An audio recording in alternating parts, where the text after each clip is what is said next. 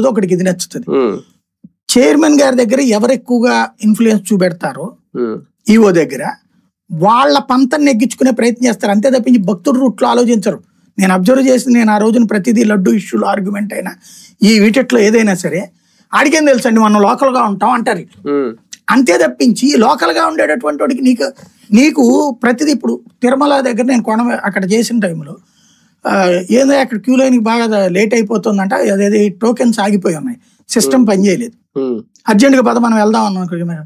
Sir ఈ routine sir తిరుమలలో నడుస్తూ ఉంటాయి సార్, ఇది కెమెరామెన్ అంటాడు. అంటే వాళ్ళకి అక్కడ రెగ్యులర్. కానీ నేను ఒక భక్తుడి కోణంలో చూసి సరే నీకు రెగ్యులర్ పదవయ్యా నువ్వు అని చెప్పి తీసుకెళ్ళి వాళ్ళతో మాట్లాడి నేను బ్రేకింగ్ వేసినప్పుడు వెంటనే వచ్చి చెక్ చేసి రిపేర్ చేసి ఇచ్చారు. ఆ టోకెన్ సిస్టమ్ తీసేసిన దాన్ని మళ్ళీ పునరుద్ధరింప చేయించాను.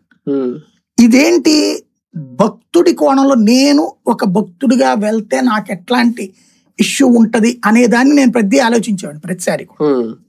అక్కడున్న వాళ్ళ ఇది ఎట్లా ఉంటుంది అంటే ఇవన్నీ సహజం కదా, మనకి రోజుకి 1,00,000 మంది ఉండటం సహజమే, 2 లక్షల మంది ఉండడం సహజమే, వర్షం వస్తుంది సహజమే, బయట పడుకోవడం సహజమే అని సహజానికి న్యాయం మనం ఏం చేయగలం?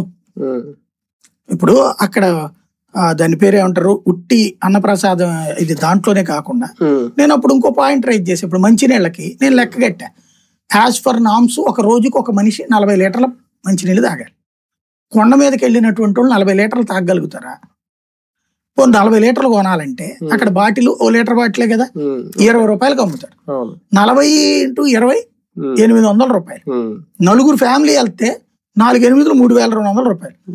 పోనీ అన్ని తాగలేదు మనం, అక్కడ దాకా వెళ్ళాం కదా, అక్కడ